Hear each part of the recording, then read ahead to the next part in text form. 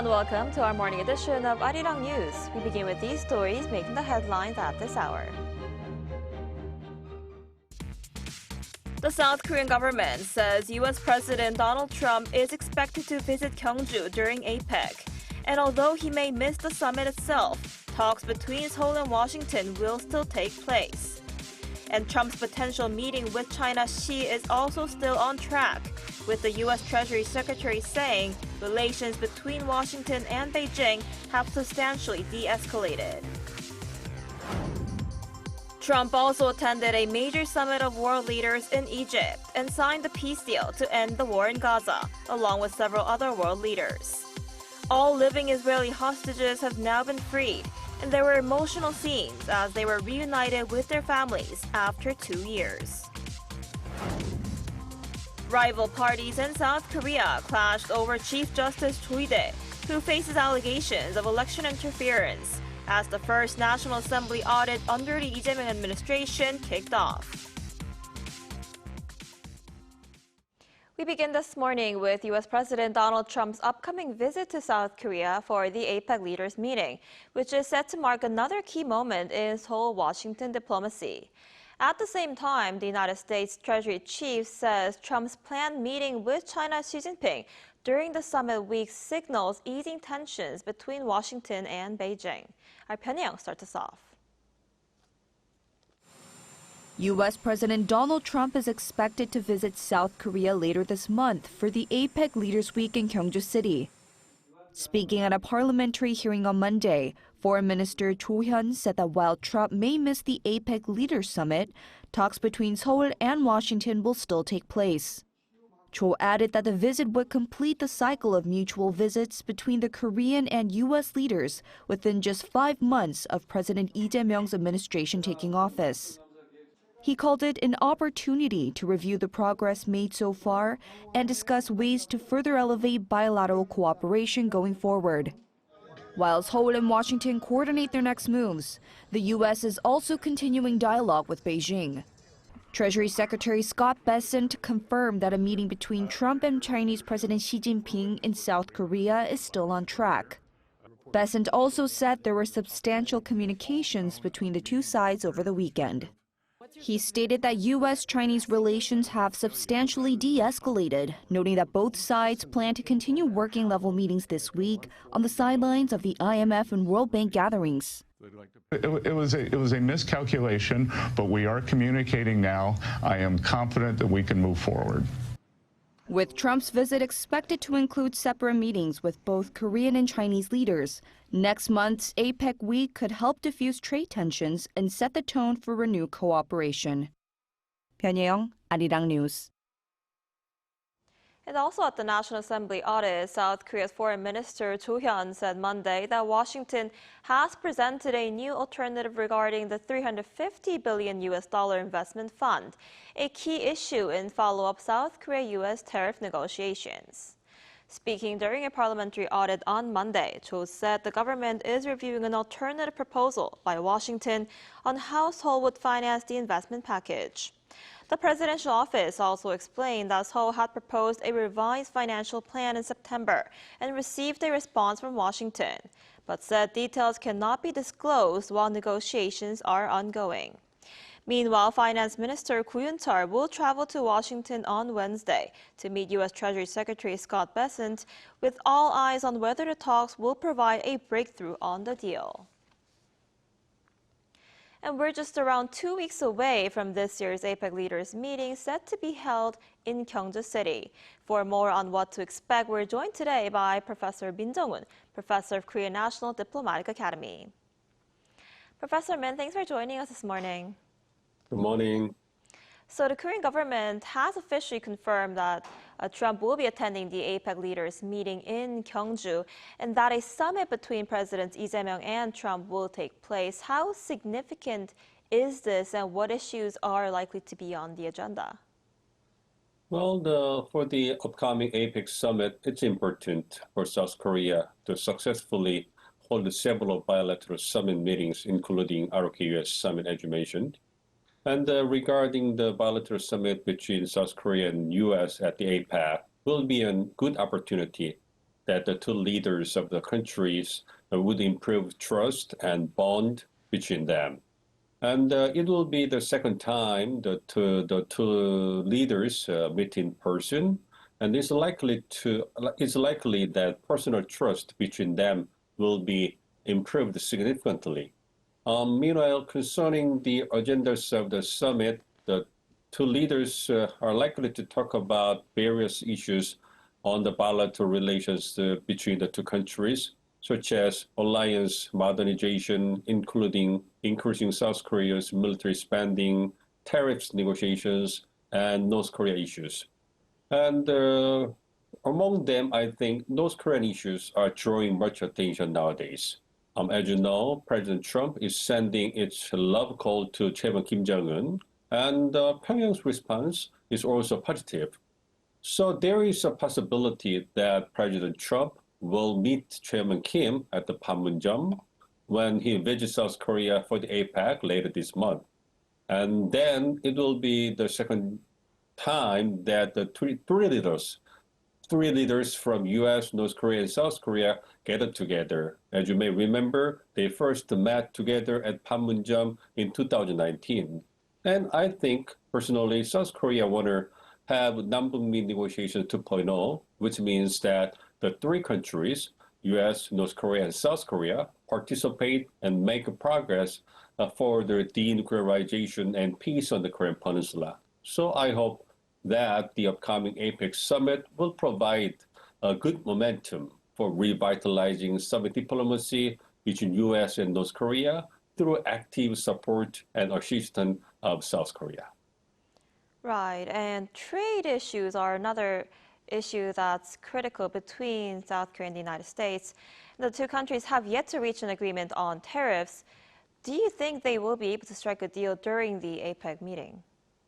Yes, I think there is still possibility that the two leaders will announce the final outcome of the ongoing tariff negotiations between the two countries when they have a bilateral summit on the sidelines of the APEC later this month. As you know, the Trump government is pursuing its America First trade policy aggressively in order to reduce its trade deficits and restore its manufacturing capabilities, and imposing high reciprocal tariffs and sectoral tariffs for cars, steel, and other major industries reflect such policy orientations. But the problem is that U.S. is asking too much and pushing too hard, even for its close allies. So it's very difficult for South Korea to accept what U.S. wants.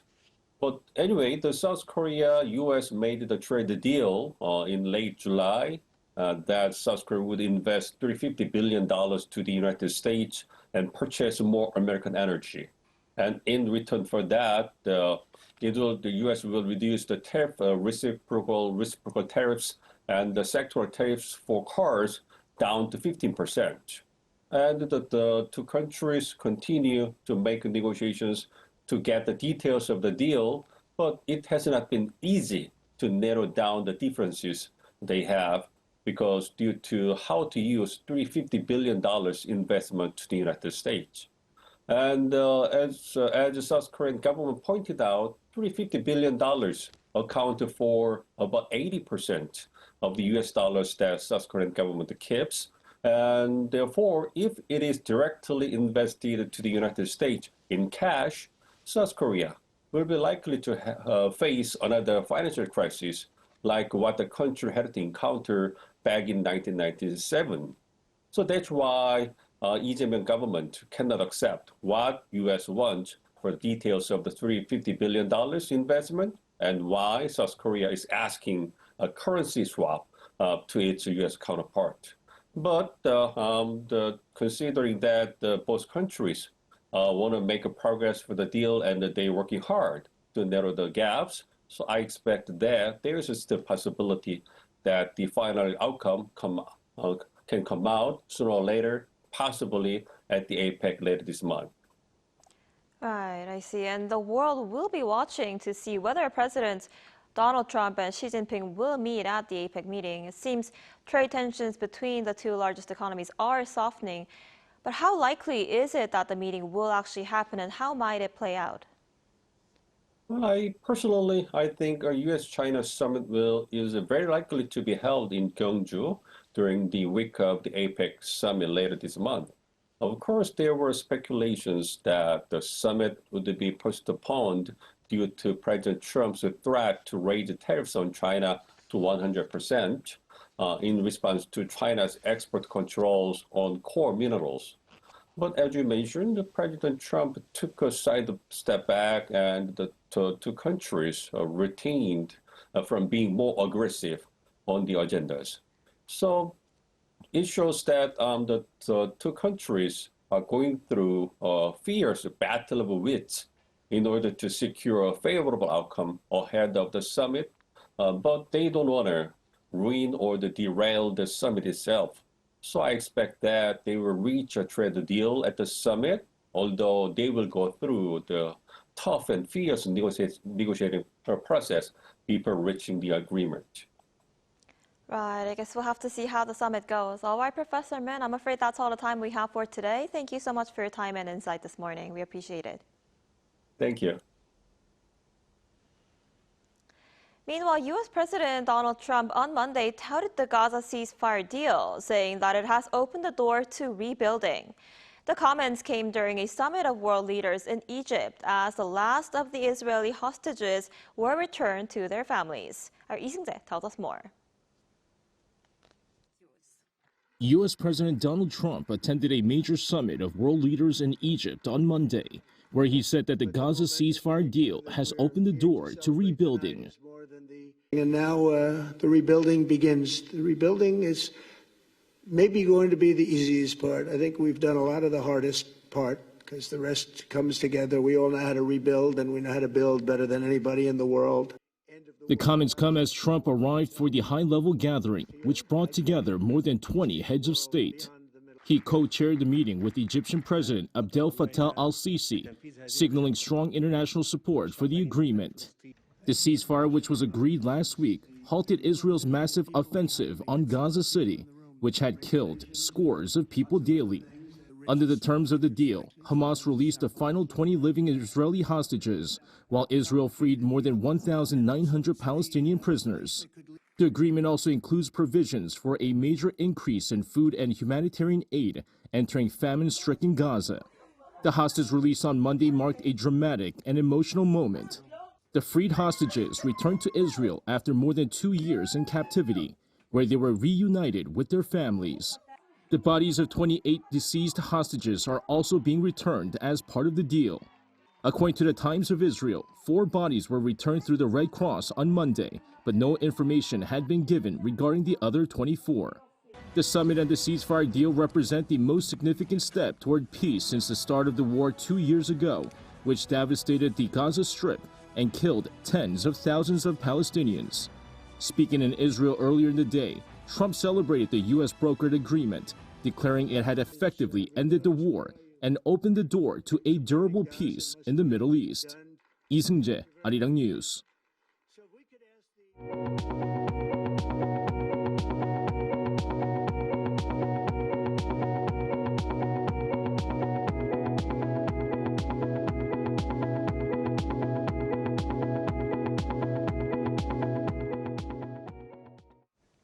South Korean tech giant Samsung Electronics has posted its biggest profit since 2022.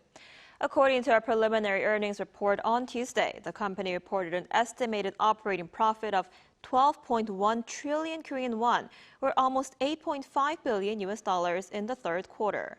That's nearly 32% higher than the year before. Sales also rose 8.7% on year to 86 trillion won, or more than $60 billion, driven by a rebound in the semiconductor market and solid demand for memory chips. Meanwhile, at the National Assembly, the first audit under the Lee Jae-myung administration kicked off this week, with the biggest interest rooted in the Supreme Court's inspection of the Judiciary Committee by Chief Justice Choi Ide. Our political correspondent Moon Il-yeon reports. The new administration's first National Assembly audit opened Monday, setting the stage for government-wide accountability checks through to November. But the spotlight today was squarely on the judiciary and the political storm surrounding Chief Justice Choide that stems from a controversial Supreme Court ruling which found President Lee guilty of making false claims during his 2022 presidential campaign. Appearing before the Legislation and Judiciary Committee, Cho said summoning judges to testify over their rulings threatens the constitutional independence of the courts. If judges are made to testify about their rulings simply because they presided over a certain case, it could discourage them from making judgments based on the Constitution, the law, and their conscience, and even lead to decisions swayed by outside pressures. He added that his attendance followed long-standing custom to deliver opening and closing remarks. But lawmakers were unsatisfied. Ruling Democratic Party leader Chung Cheong-rae urged the Chief Justice to approach the audit with utmost sincerity and said the audit must uncover alleged interference in President Lee's election law case. Across the aisle, main opposition People Power Party leader Chang Dong-hyuk accused the DP of using the audit for political attacks, vowing instead to expose what he called abuses of political, administrative and judicial power. Meanwhile, economic ministries were also under scrutiny. Trade Minister Kim Jong-kwan warns that Korea's heavy export dependence on specific countries makes it vulnerable to shocks and pledged to diversify export markets and strengthen cooperation with the U.S., China and Japan. Finance Minister Koo Yoon-chol, for his part, said Seoul must swiftly conclude tariff talks with Washington, confirming he is arranging a meeting with U.S. Treasury Secretary Scott Bessent this week. As the audit season begins, both ruling and opposition blocs appear determined to use it to press their narratives, one emphasizing reform, the other restraint, with the judiciary caught in the middle of Korea's deepening political divide. Moon Hae-ryun, Arirang News. Meanwhile, President Lee Jae-myung presided over a meeting on Monday with his aides and urged for the speeding up of fiscal and regulatory reforms to boost key culture, calling it the core of the strength of a nation. Our top office correspondent Yoon Jung-min has more. Expanding the power of culture into new economic growth engines. That's what topped the agenda as President Lee Jae-myung presided over a weekly meeting with his senior aides upon returning to work after a long Chuseok holiday. 새로운 21세기 국제사회에서는 문화가 국가의 국격, 경쟁력, 국력의 핵심이라고 생각합니다. Noting the growing presence of K-culture on the world stage, the president called for the need to create a comprehensive set of measures that can encompass the cultural ecosystem, adding that the notion of culture goes beyond music and art to dramas, food and beauty industries, and even democracy. 문화 콘텐츠 기반 확충에 필요한 재정이나 또 세제, 규제 측면에서 혁신의 속도를 내야 되겠습니다. 그리고 연계산업과의 시너지 효과를 높일 수단을 다양하게 강구해 봐야 되겠습니다. The focus was also on ways to strengthen the social safety net for artists, as well as measures to support fine art, called upon by President Lee. On top of that, the Lee administration has upped next year's budget for the culture sector by nearly 9% to 9.6 trillion won, worth some $6.8 billion.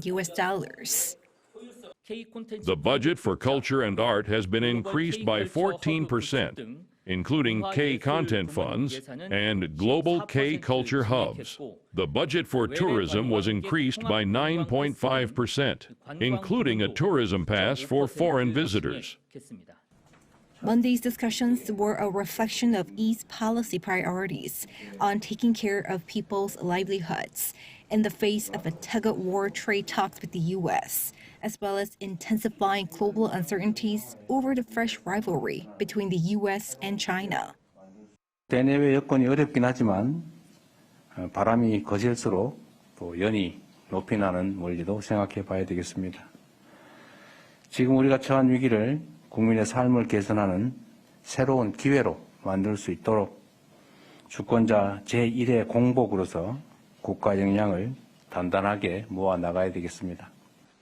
Yoon Jung-min, Arirang News.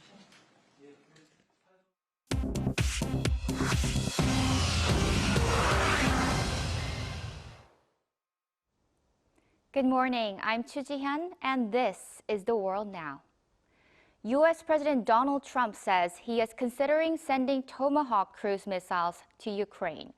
Trump's remarks follow a weekend phone call with Ukrainian President Volodymyr Zelensky, who urged stronger U.S. support to launch counterattacks and insisted that the Tomahawks would be used only against Russian military targets.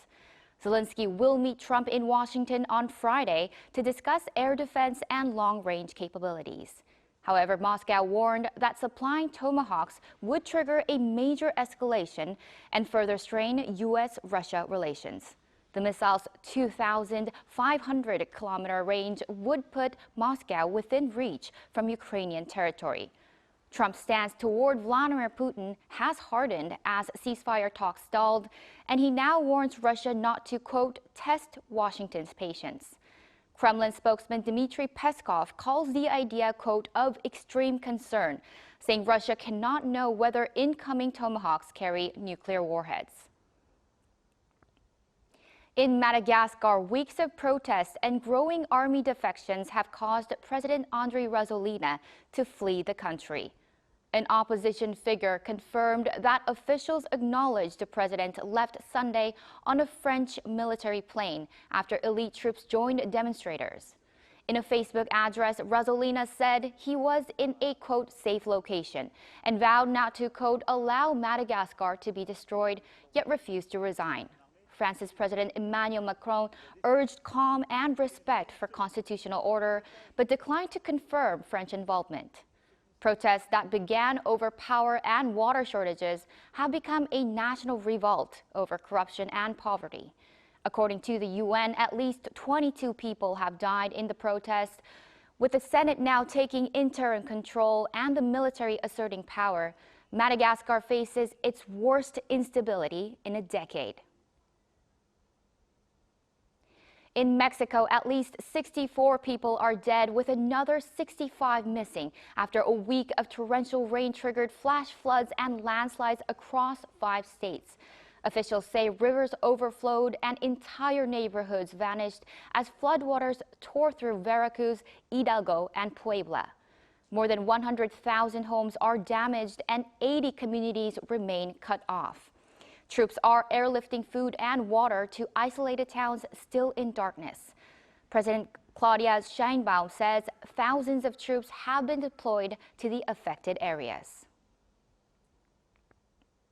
Finally, to the U.S., where California's Governor Gavin Newsom has signed the nation's first law regulating AI chatbots, rejecting White House calls for a hands-off approach to artificial intelligence. The new law forces chatbot operators to build in critical safety measures for users and allow lawsuits when failures cause harm. Supporters say it closes a deadly gap exposed by recent teen suicides linked to unregulated AI companions. The bill was inspired by the death of a 14-year-old boy who had exchanged suicidal messages with a chatbot modeled on a fantasy series character.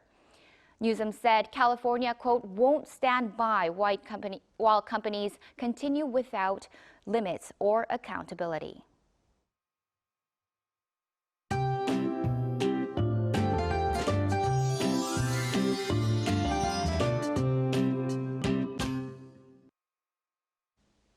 The gloomy weather trend continues across the country. While the rain has mostly eased here in Seoul, strong intense pockets of rain are expected across southern regions by this afternoon.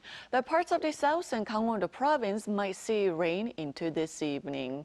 Then Gyeongsang-do provinces and south of Gangwon-do might see up to 60 millimeters. Jeolladam-do province will see up to 40 millimeters of showers. And as for the top temperatures, southern provinces will notice much cooler daytime highs at 21 degrees in Daegu, 25 in Gwangju, but Jeju still warm at 28 degrees. Apart from coming back from a long break, if you feel unusually tired or sluggish, please note that it's a normal biological response to the weather. We've had consistent rain for a month and a half across Korea. You'll need to be patient this week with more rain in the forecast through Saturday. Then sunshine and much colder temperatures return to the country on Sunday.